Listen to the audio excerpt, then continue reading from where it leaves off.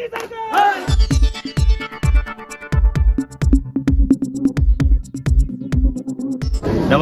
હું છું son of આદિવાસી અને અત્યારે હું છું વાસદા મામલતદાર કચેરી એક્ઝેક્ટ સામે અને મારી પાછળ અને આજુબાજુ જે વિદ્યાર્થીઓ છે એ શિષ્યવૃત્તિની માટે અહીંયા આંદોલન કરીને આવ્યા છે, વિરોધ કરીને આવ્યા છે અને મોટી સંખ્યામાં ભેગા થયા છે. ભેગા થવાનું કારણ છે કે પોસ્ટ મેટ્રિક શિષ્યવૃત્તિ જે બંધ કરી દેવામાં આવી છે સરકાર દ્વારા, એના માટે ફરી પાછી ચાલુ કરવા માટે ધારાસભ્ય અનંત પટેલની આગેવાનીમાં આપણી પાસે કેટલીક વિદ્યાર્થીનીઓ છે, એની સાથે આપણે વાત કરીશું કે એ શું કહેવા માગે છે, એમને શિષ્યવૃત્તિના લીધે કઈ તકલીફ ઊભી થાય છે.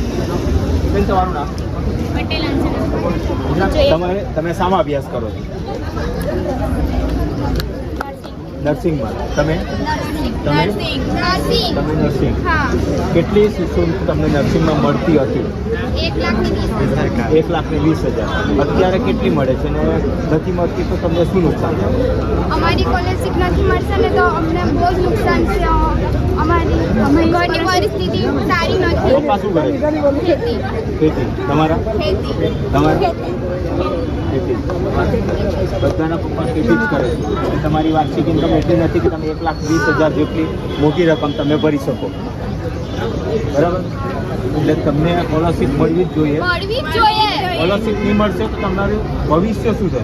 સ્કોલરશીપ નથી મળશે તો અમારું ભવિષ્ય પછી જેવું પહેલા ચાલતું હતું તેવું જ રહેશે. બેરોજગાર તમે ખેતી કરવું પડશે કે મજૂરી કરવી પડશે. તમારી સરકારને શું અપીલ?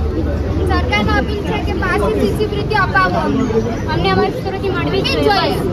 અમારો હક છે તમને મળવી જ જોઈએ. દરેક વિદ્યાર્થીઓએ એક જ કહ્યું છે કે અમે નર્સિંગમાં અભ્યાસ કરે છે, અમે ખેત મજૂર અને ખેતી ને ખેડૂતના દીકરીઓ છીએ અને અમને સ્કોલરશીપ ન મળશે તો અમારી હાલત ખેત મજૂર અને મજૂરી કરવા લાયક જ થશે, જેથી કરીને અમારો હક જે છે અમને મળવો જ જોઈએ. બીજા વિદ્યાર્થીઓ છે એ શું કહેવા માંગે છે એમના પર પ્રશ્નો આપણે સાંભળીએ, એમની વેદના શું છે એ પણ આપણે સાંભળી શકીએ. તમારું નામ? ક્યાંથી આવો છો? ક્યાંથી આવો છો?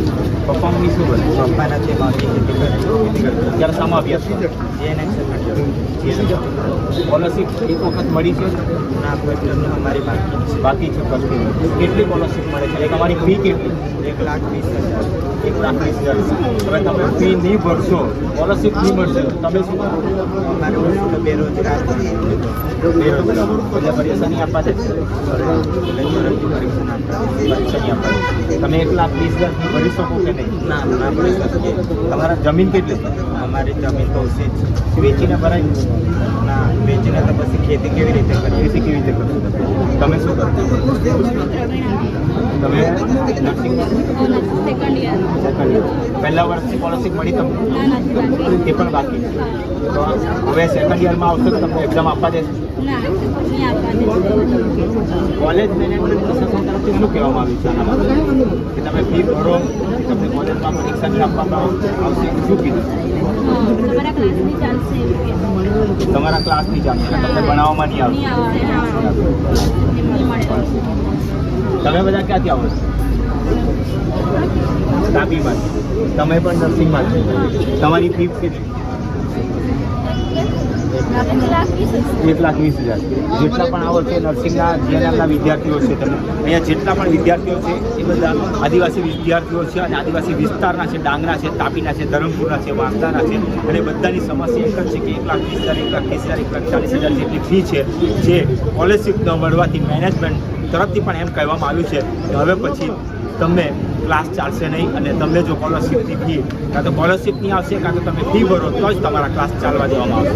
આપણે ધારાસભ્ય અનંત પટેલ સાથે આપણે વાત કરીશું કે એમણે તાપીમાં પણ રેલી કાઢી છે, ત્યાં પણ ખૂબ મોટી સંખ્યામાં વિદ્યાર્થીઓ હાજર રહ્યા હતા અને આજે વાંસદા પણ ખૂબ મોટી સંખ્યામાં વિદ્યાર્થીઓ હાજર રહ્યા હતા. ત્યારે પણ એમને મુખ્યમંત્રીશ્રીના પ્રોગ્રામ માટે કહ્યું હતું કે અમે ત્યાં આવશું, વિદ્યાર્થીઓ પરિવાર સહિત આવશું અને ત્યારબાદ સરકારશ્રીએ એમને શું જવાબ આપ્યો એ પણ આપણે એમની સાથે વાત કરી. આ સરકારમાં આદિવાસી સમાજની કોઈ ગણતરી થતી નથી.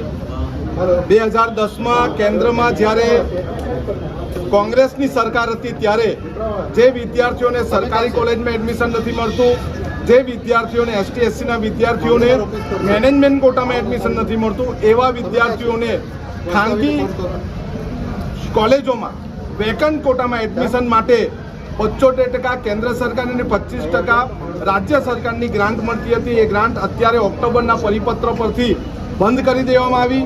એ સ્કોલરશીપ પુનઃ બહાલ કરવા માટે અમે ડાંગમાં પણ આવેદનપત્ર આપ્યું, તાપીમાં પણ આવેદનપત્ર આપ્યું અને આજે અમે વાંસદામાં આવેદનપત્ર આપ્યું.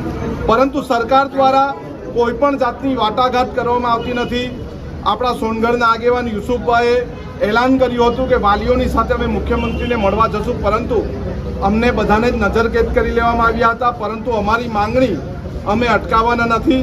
હવે પછી અમે ધરમપુરમાં પણ વિદ્યાર્થીઓ સાથે આંદોલન કરીશું, પરંતુ અમારો જે હક છે, જે બાબા સાહેબ આંબેડકરે અમને અનામતનો હક આપ્યો છે, એ હક અમે પાછો લઈને રહેશું. આનંદભાઈ, એક રીતે જોઈએ તો તમને ડિટેન કરી દેવાથી આ પ્રશ્ન હલ થઈ જશે કે પછી સરકારે કોઈ આના માટે નિર્ણય લેવો જોઈએ? બીજા કેમ ધારાસભ્ય કોઈ બોલતા નથી, કેમ સાંસદ સભ્યશ્રી બોલતા નથી?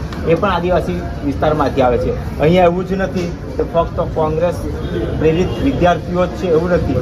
ભાજપના જે આમ આદમી પાર્ટી છે, બીજા અન્ય પક્ષના બધાના જ વિદ્યાર્થીઓ અભ્યાસ કરશે અને બધાની જ સ્કોલરશીપ બંધ થઈ ગઈ. તો બીજા કેમ નથી બોલતા? એનું કારણ ભાજપના જેટલા પણ સાંસદ હોય આદિવાસી સમાજના કે ધારાસભ્ય, એ માત્ર ભાજપ સરકારની પપેટ છે.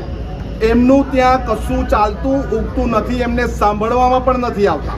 કેટલાક ધારાસભ્યો અમારા સંપર્કમાં છે, એમણે અમને કીધું છે, આનંદભાઈ તમે તો આ લડત આદિવાસી સમાજની ચલાવો, અમારથી બોલાતું નથી, કેમ કે અમને કોઈક ને કોઈક જગ્યાએ આ સરકારના બીજા લોકો નડે છે. પરંતુ અમે કોઈ કોંગ્રેસ ભાજપ આપ જોતા નથી. અમે વિદ્યાર્થીઓનું, આદિવાસી સમાજનું હિત જોઈને અમારી લડત ચાલુ રાખીએ છીએ અને આ અમારી લડત ચાલુ રહેશે. આગળનું પગલું શું રહેશે? આગળ પણ અમે ધરમપુરમાં રેલી આંદોલન કરીશું, વલસાડમાં રેલી આંદોલન કરીશું, ચીખલીમાં રેલી આંદોલન કરીશું, નવસારીમાં કરશું અને જરૂર પડે તો બિરસા મુંડા ભવન ગાંધીનગરમાં પણ અમે ઘેરાવો કરીશું. આપણે અનંત પટેલ સાથે વાત કરી. સાહેબ, આપણને એ જ કહ્યું કે જરૂર પડશે તો ગાંધીનગર બિરસા મુંડા ભવન ખાતે પણ આંદોલન કરવાની ચીમકી એમણે આપી છે. હું છું સન ઓફ આદિવાસી, જે દેશી ન્યૂઝ.